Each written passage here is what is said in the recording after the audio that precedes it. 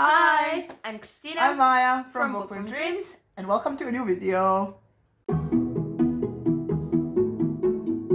So today we're going to talk about all the books that we read in February. So I'll start. Yep. I read the Get a Life Chloe Brown and Take a Hint Dani Brown, for which we have a review somewhere that will be up there and downstairs in the description box. Basically, these are two romance books by Talia Hibbert, in which we follow the romantic lives of the two Brown sisters. The third one is coming out in March, so awesome. Yes. So the first thing I'm going to talk about are short stories that I read on Tor.com. So there are 4 short stories, and they're really a wide variety of them. So the first one is #Self-Care by Annalie Newitz. You actually read a book by her. Oh, I did. The orange one, yes, with autonomous. the Autonomous. Yes. Yeah. Anyways, this is a story set in near future San Francisco, and it's in a world where fae exist and they're quite vengeful. And we are following Edwina, who works at a shop for a major skincare brand, and kind of a fae comes and starts demolishing the store and kind of, putting feces on the front window and stuff like that, and basically the story goes on from there. If I tell you anything else, then I'll just tell you the entire story. But it was it was really interesting. I think it's very, I would say, millennial. It's more about finding a good job that has benefits and keeping a good job, making money by yourself as your own kind of owner or something of your own thingy. Anyways, it's about jobs more than anything. Then we have Shards by Ian Rogers. This is a horror short story, and I absolutely loved it, and I really want to read more from this author. So this is basically a story about a couple of girls, not girls and boys, but I think they're late young adults, into their adult years. Okay, so over 20 or under 20? I think they're just under 20, something like that.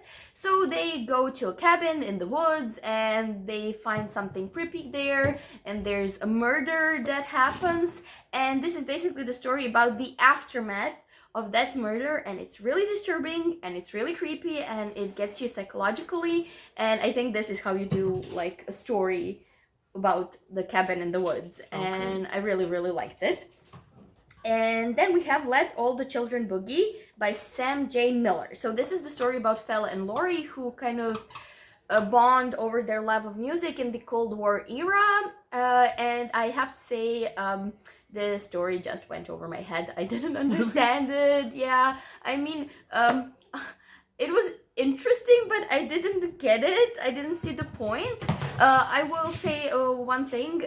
Fel is a non-binary character, which was very interesting to read, in the sense that this is the Cold War era. So this is very, very early on, and it is set as if that's nothing big. They just accept that fact about Fel, and that was really good. And then finally I read Judge D and the 3 Deaths of Count Werdenfels. That's a sequel to something. By Lavi Tidar. Yes, this is the second short story about Judge D, and I loved it again. So we follow Judge D as he goes to Bavaria to see who killed Count Werdenfels. Okay. Can't pronounce that. And there are 3 literally people who claim they have killed the Count.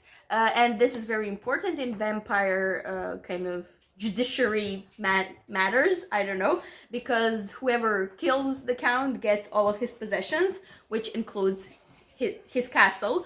So there are a lot of people fighting to prove that they killed him, and Judge D kind of solves this murder. Don't they have punishment for killing the vampire guy?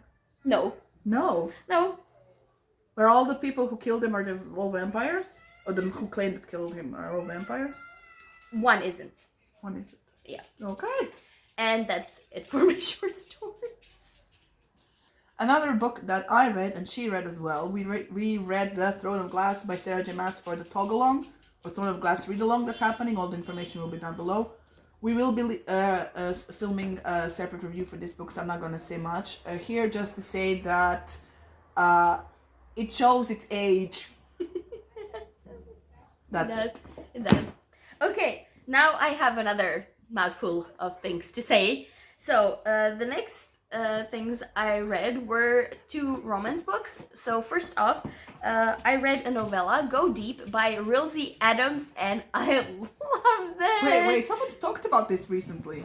I did, at our book club. Right, that's right. Okay. So this is a story about Navaya and Xander, who are best friends since they were children, and Navaya is an erotica writer, and she gets really bad reviews for her last book because everybody says it's not really, you know, Sexy. erotica enough and No. sexy, and you know, it doesn't have, you know, the zhuzh that it needs, and and in order kind of to get her inspiration back, because she hasn't had sex for like over a year, she suggests to Xander to kind of try out a different relationship, like a sexual relationship. Friends with benefits? Something like that, yes. Of course, she does this while being drunk. And kind of, it's really an erotica novella. Mm-hmm. It's not, it is about their relationship, but the smut scenes are like top notch. They're just like one of the best I've ever read. Really good. There's even a sequel called Deeper, and I really want to get to that one too. So yeah, it's really short. It's a novella, so like really just if you want some, you know, fun times, definitely a recommendation. And then I read Do You Want to Start a Scandal by Tessa Dare. This is the Spindle Cove book number 5, and we are following the youngest Highwood daughter, that is Charlotte Highwood, and Pierce Granville, or Lord Granville. Okay. And I'll say it was very funny. There's some hilarious scenes. There's you know, like sex talk with the mom. There's some actual sex talk, or like Duke and I sex talk? No, like sex talk, you know, how to do sex, like with mom. You know, like the woman put, like the man puts the actual sex talk. Yes. Yes. Involving, oh my god, how do you say patlıcan in English? Eggplant. Involving eggplant. Jesus, okay. And like the whole scene was hilarious, and it later has like some references to it, and just there were like a lot of hilarious scenes. What bothered me about this book was, first of all, Pierce was very macho at some points. He was very like, I just need a woman that will bear my children. And when Charlotte says, yeah, but I want to go like with my friend to travel the world first, and he's like, no, you're not going anywhere. Like I need somebody to like have children with, and like it really bothered me. But in the end, kind of they travel the world together. Well, technically he's a spy for the crown, so they kind of agree to let her go around the world with her friend. And he continues like working, and after, you know, like that time they'll come together. Yes. But like it was okay. It was fun. There was like really a lot of hilarious moments. And one thing that really bothered me is that the guy is called Pierce, and the only thing I could think about was fucking Pierce Morgan. And like, oh my gosh, he's the only person I know that's named Pierce. Piers? Yes. Ah, okay. Yes, and like I constantly kept like imagining him, and it was just so wrong. It was just so wrong. Anyways, that's it for my romance books. A book that I read this month is The Winter of the Witch by Catherine Arden, and with this book I finished a trilogy, for God's sakes. Amazing. So this is the finale to the Winter Night trilogy, in which we follow Vasya, who in the first book basically discovers her connection to the King of Winter, God of Winter in Russian folklore, and sort of her relationship with the god, and all the surrounding events happen to her throughout the 3 books. This finale book is so good. First of all, it has action, it has tragedy, it has love, it has romance, it has like people being shits and people, you know, the bad guys getting their comeuppance, and it's a good finale book, and it's a really a great trilogy. It took me a really long time to read it, because I think it took me like a year from the first one to read the second one. I think it did. Yeah. So I read this, and it was so much fun, and definitely recommend it to anyone who is interested in polar fantasy, Russian folk tales, folk tale retellings and stuff. It's really cool. Very cool. And the final two books that I will talk about, and then I'm done, are both have ghost in the title. Ooh. They're both middle grades. Ooh. And they're both about black kids who deal with shootings. Not ooh. Yeah.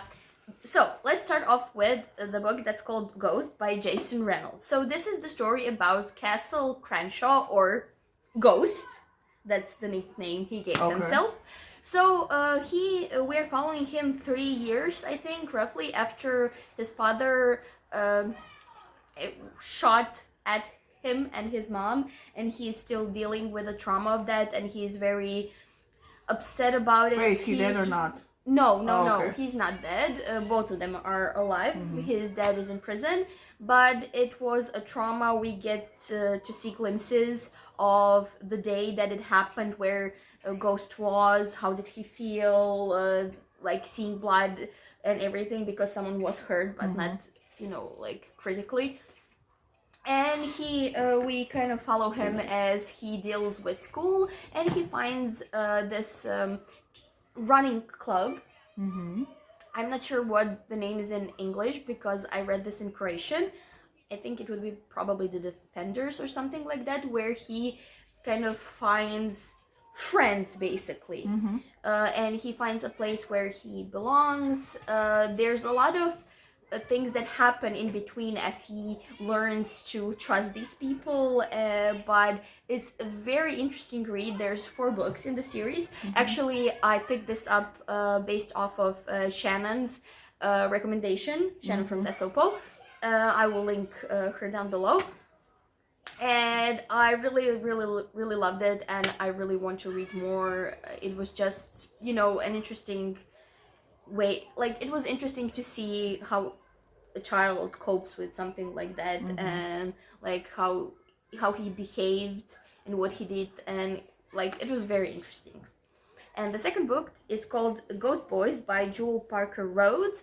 So this is the story about a 12-year-old who gets shot by a policeman from basically a drive-by. Like, they're in the car and the police shoot him because he is playing with a toy gun, and they mistake his toy gun for a real gun.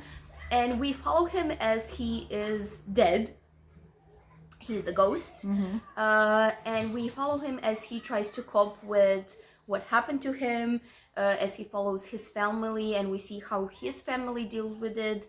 His best friend who gave him the toy gun and feels guilty for, his death. And then finally we get to see the daughter of the police officer that killed him, and how she struggles to deal with what her father did, and how to, move forward from that, and what she can do to help stop this. Amidst all of that, we get the appearance of Emmett Till. I don't know if you know who that is. Yeah, he's one of the kids that were killed. Yes. Is he the one in the playground? No, basically he is the kid that kind of was the starting point of the civil rights movement in America. He was killed in The second one, you mean? He was killed in 1955. Oh, then not that one. Yeah, he was killed in 1955, and basically he was lynched. He was kidnapped by 2 white guys who... I remember now. Yeah, and they killed him because they thought he acted inappropriately towards one of the guy's wife, and after years of misremembrance, the woman in question, actually, I read about it. I loved this book because I actually went and Googled stuff about Emmett, about other boys that were mentioned in the book, and I was almost at the brink of tears as both Jerome and Emmett described how they got to the point that they were killed. It was really, really, I don't know, it just made me think a lot about like what kind of world we're living in, and just it really shook me. The book really shook me. That's all I'm gonna say. Yeah, now I'm supposed to talk about my book, which has dragon shifters, but we're gonna end on a serious and a happy note. All right. So the last book I read in February is called One Good Dragon Deserves Another by Rachel Aaron, and it's about it's an urban fantasy book, and the plot is set in today. Is it today or the future? I think it's today, where magic sort of reappeared, and with it brought a bunch of supernatural beings, and one of them being dragons who can shapeshift. I mean, dragons who can shapeshift into humans, basically.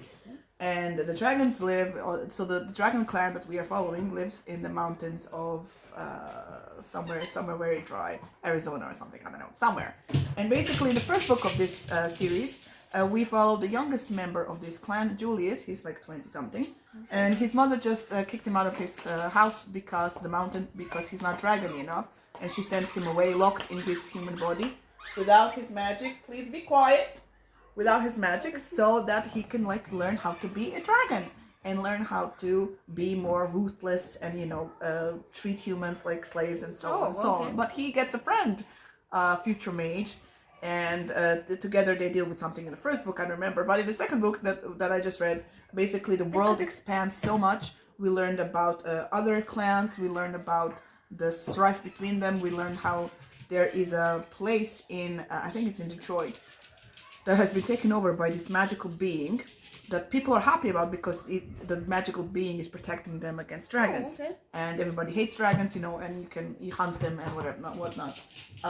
So this second book, first of all, was unexpectedly long. And so many things have happened, like in this second story. It's like the author like put so much world building and so much setting up for the other characters, our main character, the mage, the other members of the clan and everything, and it just felt so it felt a lot, but then it didn't feel a lot because it went by so quickly, and it was fast paced, and I really, really enjoyed it. I just remembered why I enjoyed reading good urban fantasy, and it was so good, and I really, really enjoyed it. And the dog is going to eat me now. Watch this. And it off goes. So that's it for our wrap up. It's been very chaotic. The dog was here all the time. Sorry for that. If you read any of the books that we have read, please let us know down below in the description box. Dude, stupid! Leave that alone. If you like this video, like, share. You can subscribe to our channel. Press the bell button if you want to get notifications for our new videos. Thank you so much for watching. And we'll see you in the next one. Bye.